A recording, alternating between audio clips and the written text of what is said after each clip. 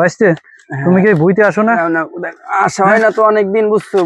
বুড় অবস্থা কি তাই তো দেখতেছি। বুইতে না আসলে পরে ফসল হয় নাকি? বুইতে আসা লাগে, মাঝে সাথে দেখা লাগে, চাষবাস করা লাগে, না হলে তো হয় না।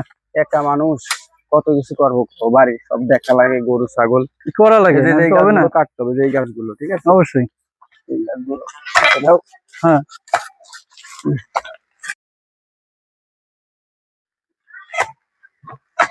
ভাইস্তে আমি একটা কথা বলবো, যদি কিছু মনে না করো। হ্যাঁ বলো, তুমি কি বলবা বলো। তোমার বড় ভাই যেরকম বাজার দিয়ে ঘুরে বেড়ায় সাহেবের মতন, তাস বিলাস খেলে বেড়ায়, এভাবে তো হবে না। তোমার দিয়ে একাতে পরিশ্রম করায়, এবার তো ঠিক না।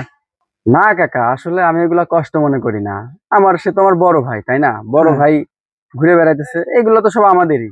আর আমার তো কোনো কাজ কাম নাই, আমি এই মাঠে আসি, এগুলো আমি দেখাশোনা করি, এগুলো আমি কষ্ট মনে করি না। না, এটা ভালো, এটা ছেলের মতো কাজ। না, আমার করতে হবে, এটা তো আমার দায়িত্ব, কর্তব্য। আমার বড় ভাই, সে যেভাবে বেড়াক, সে তো আমার ভাই, তাই না? অবশ্যই। যাই কাকা, বাদ দেই এগুলো, ভাই নিয়ে এসব আলোচনা বাদ দেই, কাজ করি আমরা। তারপরে দুই ভাই কাজ করে, মিলে কাজ করা অনেক ভালো। হ্যাঁ, করা ভালো, এখন সমস্যা নেই কাকা। দ্রুত করো, আজান তো দিয়ে দিল। হ্যাঁ, আজান তো দিয়ে দিচ্ছে, বাড়িতে যাওয়ার দরকার।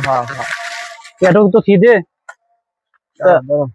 গরমের ভিতরে কাজ বাজ করে না খাওয়া দাওয়া করলে শরীরে সমস্যা হবে না। চলো আজকের মতো চলো, আমরা যাই, আবার আজকের মতো যাই, পরে আল্লাহ বাঁচা রাখলে আবার গরুগুলা মাঠ থেকে নিয়ে যাইতে হবে বাড়ি। হ্যাঁ,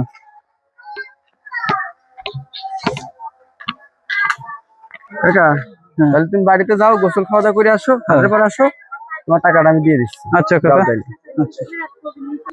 লিমন, আমাদের পূর্ব পাশে যে বড় জমিটা আছে, ওই জমিটা বেচে আজকে বড় একটা দান ধরতে হবে।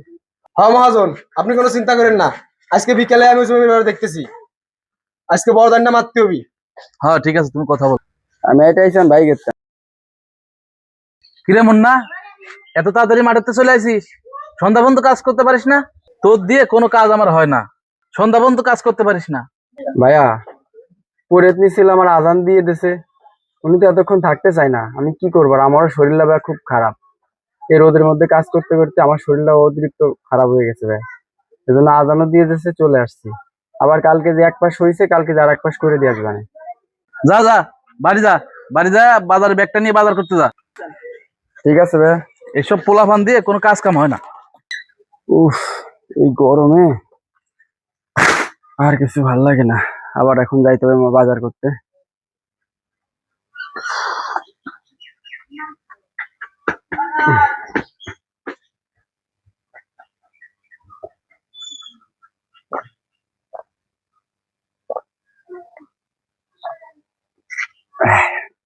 যাই, বাজারটা করে নিয়ে আসি। ভাইয়া বলছে। কিরে, বাসতে তো আসার কথা, জোনে টাকা নেবো, এখনো তো আসে না। এমনি তো আসার কথা, তা দেখি কিছুক্ষণ বসে থাকি, আসে কিনা।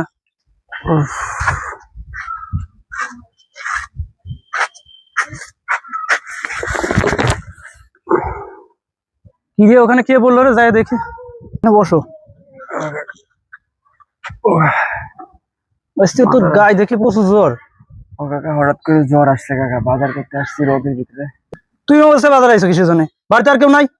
হ্যাঁ, কি করবো কাকা, ব্যস্ত থাকে, এই জন্য আমি আসছি। তা চলো তোমার বাড়িতে দিয়ে আসি। চলেন কাকা, এই যে বাজার গুলো উঠাই। চলেন।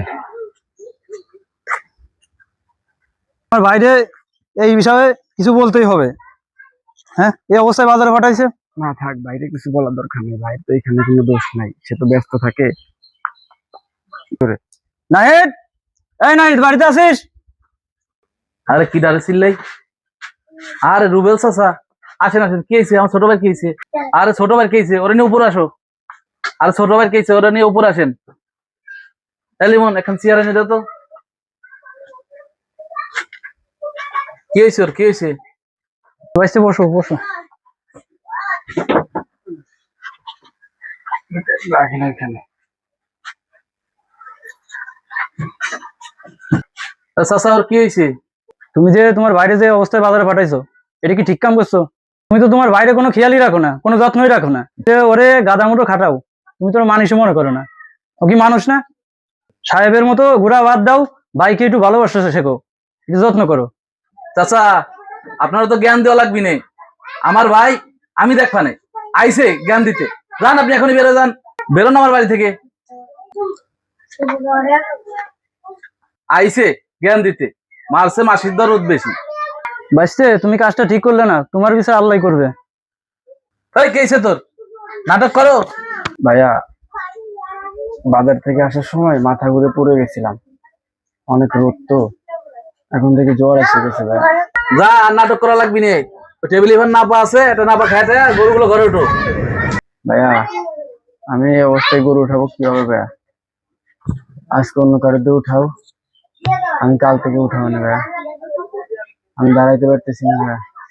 তুই উঠাইতে পারবি না মানে? উঠাইতে তুই যদি কাজই না করতে পারিস তাহলে তোর দিয়ে কি করবো? যা এক্ষুনি বের হয়ে যা, তাইলে মন যা, ওরে আমি গাদ ধরে বাইক দিতে পারতি। না না, আমার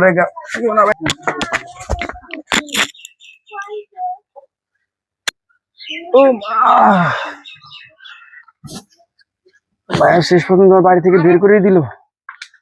ঠিক আছে ভাইয়া, তোমার বাড়ি তুমি থাকো, সব সয় সম্পত্তি তুমি রাখো, আমার কিছুই লাগবে না। আজকে যদি বাবাটা বেঁচে থাকতো তাহলে হয়তো আমার এইভাবে তুমি বাড়ি থেকে বের করে দিতে পারতে না। ভাইয়া থাকো তুমি তোমার সয় সম্পত্তি নিয়ে, আমি চলে যাচ্ছি।